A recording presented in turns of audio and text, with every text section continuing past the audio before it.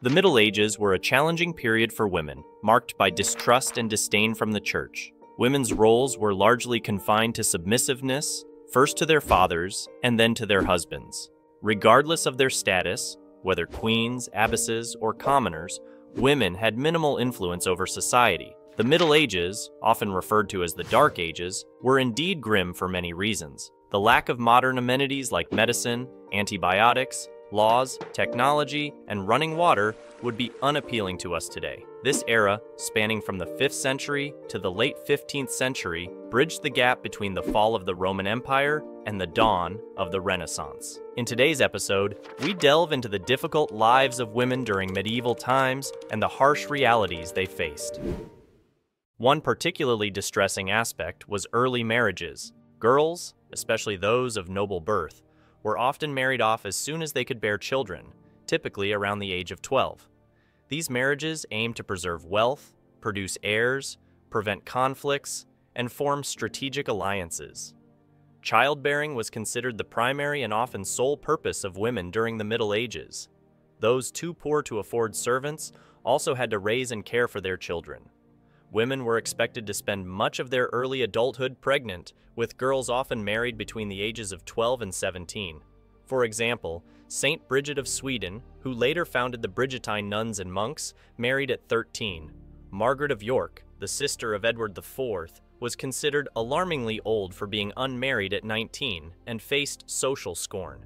Henry III's wife, Eleanor, gave birth to the future Edward I at 16. Henry I's daughter, Matilda, married at 12, and 15-year-old Catherine of Aragon married Henry's older brother, Arthur, with great ceremony at St. Paul's in November 1501. Records of common women are scarce, especially before the later medieval period, but they often shared similar fates. It was crucial for noble women to be virgins at marriage for practical reasons. Once married, their treatment depended entirely on their husbands, who could be kind and gentle or cruel and thoughtless. Infant mortality was exceedingly common, so women needed to have as many children as possible to ensure that at least one or two would survive to adulthood. After recovering from childbirth, women were also responsible for maintaining their homes, a full-time job in itself. Letting a fire go out could be a death sentence in the Middle Ages, as starting one was a difficult task before the invention of matches and lighters. Paper was incredibly expensive and scarce, so it couldn't be used for kindling. Women often found themselves entangled in alliances where they were mere pawns, though the more assertive ones might have exercised some power along the way. Noble women who didn't marry, often because their parents couldn't afford a dowry, were usually sent to convents to avoid social shame. Due to frequent childbearing, women in the Middle Ages tended to have fewer periods. We can both agree that giving birth involves excruciating pain, and it was particularly difficult for women of that time who often gave birth almost every year.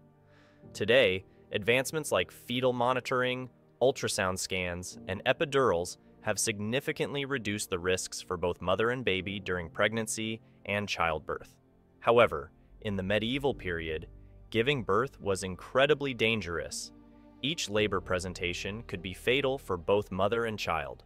Labor could last for several days or even weeks, and some women eventually died from exhaustion and pain.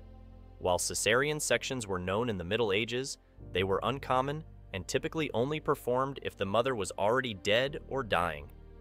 These procedures were often unsuccessful. Pregnant women were usually attended by midwives rather than trained doctors. Midwives assisted during labor and could perform emergency baptisms for babies in danger of dying.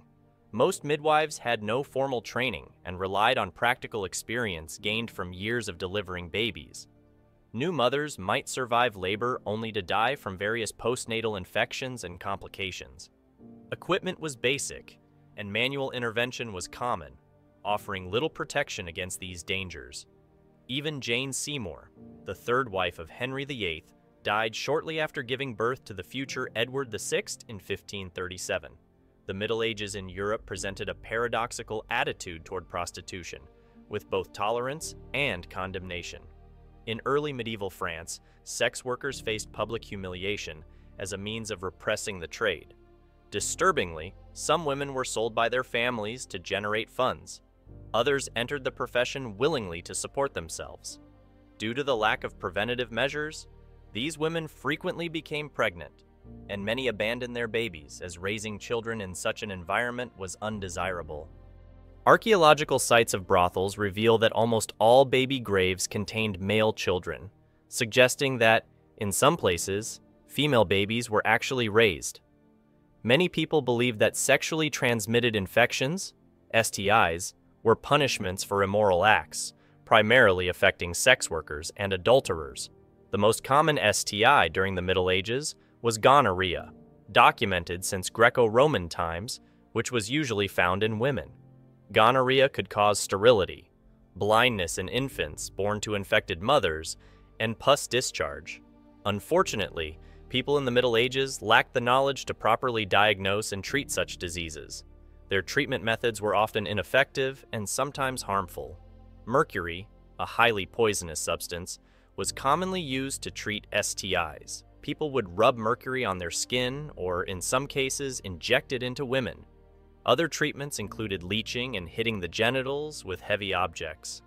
Women, seen as weaker and inferior to men, were often humiliated, especially when it came to STIs.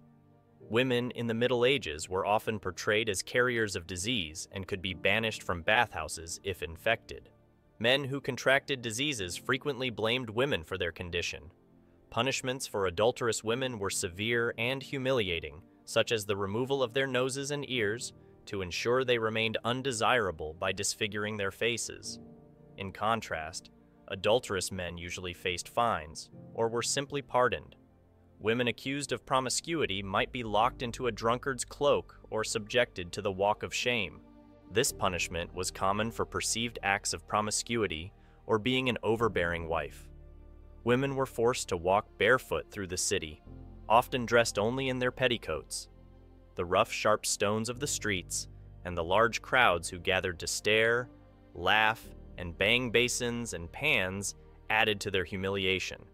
Accused women might be dragged from their beds at night and paraded through the town, with crowds shouting and spitting on them. Medieval cosmetics were made from hazardous substances, which greatly contributed to the early death of women who used them frequently. One such example is Queen Elizabeth, who used a cosmetic known as Venetian ceruse, a mixture of vinegar and lead. This makeup was fashionable because it created a very pale complexion, which was considered attractive at the time. Most ladies applied Venetian ceruse to their faces, necks, and décolletage. Prolonged use caused illness and even death. To make matters worse, the white makeup was often left on the skin for extended periods without being washed off. If the makeup didn't kill or sicken its users, it would cause the skin to appear gray and wrinkled once removed. Many women would leave it on their faces for at least a week before washing, further exacerbating the harmful effects.